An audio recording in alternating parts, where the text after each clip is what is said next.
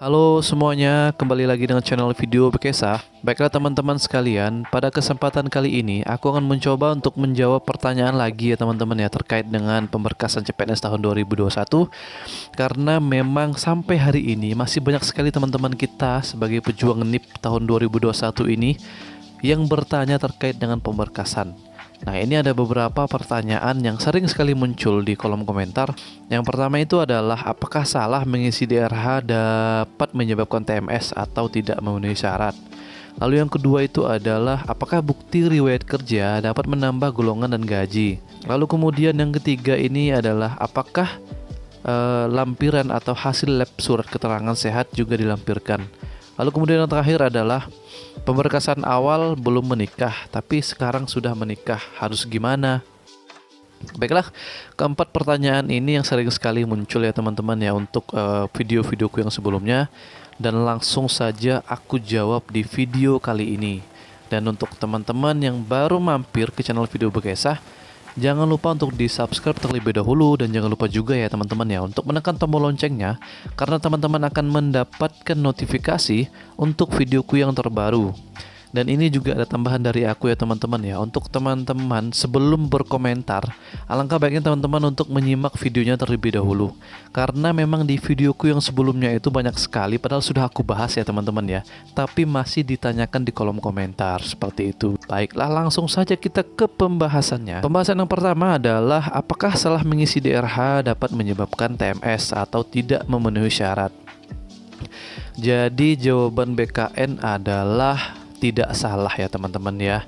Sebetulnya sih dari pihak BKN menyarankan untuk mengisi DRH itu teman-teman harus teliti, jangan sampai salah ya, jangan sampai salah mengisi tanggal, nama, dan lain-lain. Maka dari itu dari pihak BKN itu tidak langsung menyatakan teman-teman TMS ketika teman-teman salah mengisi DRH. Tapi ada mekanismenya teman-teman ya. Mekanismenya itu bakal seperti ini. Di pemberkasan nanti, berkasnya teman-teman itu akan difilter terlebih dahulu melalui instansi daerah, dalam hal ini BKD ya teman-teman ya, atau Badan Kepegawaian Daerah teman-teman masing-masing nih.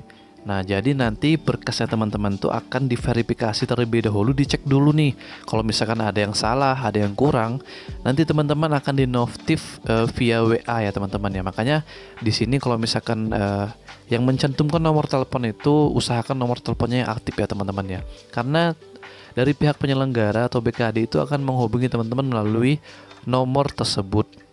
Nah, nanti kalau misalkan ada yang salah nih, seperti mengisi DRH di awal kan salah nih, ada yang salah. Nah, nanti teman-teman akan dinotif, tolong diperbaiki atau misalkan tolong dilengkapi dan lain-lain seperti itu. Lalu pertanyaan yang selanjutnya adalah apakah bukti riwayat kerja dapat menambah golongan dan gaji? Nah, jadi di sini BKN menjawab ya teman-teman ya, bukti riwayat kerja tidak dapat menambah golongan dan gaji. Nah, akan tetapi dapat menambah gaji berkalanya teman-teman. Itu bukti riwayat kerja itu bukan untuk menambah golongan ya teman-teman ya. Kalau misalkan golongan dan gaji itu hanya 4 tahun sekali. Jadi nanti misalkan nih teman-teman formasinya sarjana ya, teman-teman akan masuk ke dalam golongan 3A. 4 tahun kemudian teman-teman akan naik golongan menjadi 3B seperti itu. Baiklah, langsung ke pertanyaan selanjutnya teman-teman. Apakah lampiran atau hasil lab surat keterangan sehat juga dilampirkan? Nah, ini BKN menjawab ya teman-teman, tidak dilampirkan. Yang dilampirkan itu hanya surat keterangan sehat dari rumah sakit yang ditandatangani oleh dokter yang PNS. Ingat ya teman-teman ya. Jadi untuk hasil labnya itu tidak teman-teman lampirkan. Yang perlu teman-teman lampirkan itu hanya surat keterangan sehatnya dari rumah sakit, dan itu ditandatangani oleh dokter yang PNS seperti itu. Nah, di videoku yang sebelumnya juga sudah aku jelaskan yang teman-teman yang terkait dengan tes kesehatan ini.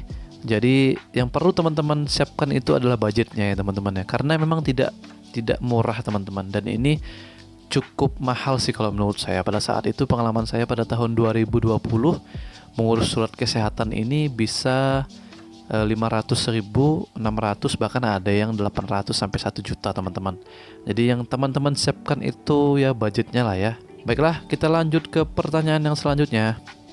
Nah, ini yang sering sekali muncul ya teman-teman di kolom komentar, dan aku juga sudah beberapa kali menjawabnya, tapi masih ada aja yang bertanya. Daripada aku capek-capek untuk membalas itu satu persatu, maka langsung saja aku buatkan video dan aku jawab di sini ya teman-teman ya. Pemberkasan awal belum menikah, tapi sekarang sudah menikah, jadi harus gimana? Nah, aku jabarkan sedikit ya teman-teman ya. Jadi begini, ada peserta itu ketika pemberkasan awal itu statusnya belum menikah teman-teman, karena memang belum menikah sih. Nah, ketika mengikuti proses SKD dan setelah mengikuti proses SKB sudah menikah, nah otomatis akan berubah di status kakak dan KTP-nya seperti itu. Dan ada juga kasusnya yang mengatakan bahwa itu sudah merubah dan mengupdate kakak dan KTP-nya. Yang ingin ditanyakan adalah yang nantinya akan dikumpul di pemberkasan itu apakah menggunakan pemberkasan awal yang belum menikah atau yang sudah menikah.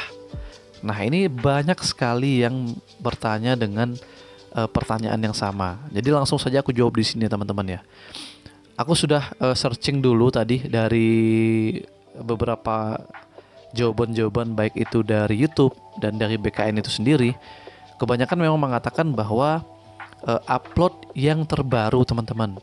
Jadi meskipun di pemberkasan awal itu teman-teman menguploadnya status KTP dan kakaknya itu belum menikah, dan ketika pemberkasan tahap akhir teman-teman sudah mengupdate kakak atau mengupdate KTP atau yang belum mengupdate ya, silakan untuk diupdate dengan status yang terbaru. Yang dikumpul di pemberkasan tahap akhir itu adalah yang terbaru teman-teman, atau yang sudah diupdate ya teman-teman ya. Jadi bukan yang lama lagi. KTP-nya sudah berstatus menikah dan di kakaknya juga berstatus menikah. Seperti itu. Semoga ini dapat menjawab pertanyaan teman-teman sekalian ya. Karena memang terkait soal KTP dan kakak yang belum menikah dan sudah menikah ini memang sebetulnya banyak sekali ya pertanyaan yang masuk. Jadi semoga ini dapat menjawab pertanyaan teman-teman sekalian. Kalau misalkan masih ada yang ingin ditanyakan, itu silahkan untuk mengisi di kolom komentar di bawah ya teman-teman ya. Baiklah, mungkin segitu dulu yang dapat aku sampaikan pada kesempatan kali ini. Semoga dapat membantu teman-teman sekalian ya pejuang NIP CPNS tahun 2021 ini. Dan sekali lagi aku ingatkan teman-teman, kalau bisa ditonton dulu videonya, disimak dulu videonya. Kalau misalkan masih ada yang ingin ditanyakan, silahkan untuk mengisi di kolom komentar. Jadi jangan mengulang lagi apa yang telah aku bahas di video teman-teman ya. Karena capek juga teman-teman kalau misalkan aku sudah menjelaskan di videonya tapi teman-teman masih bertanya kembali. Dan jangan lupa juga sebelum komentar teman-teman di subscribe terlebih dahulu ya, di like dan di share. Baiklah segitu dulu untuk video kali ini, bye bye.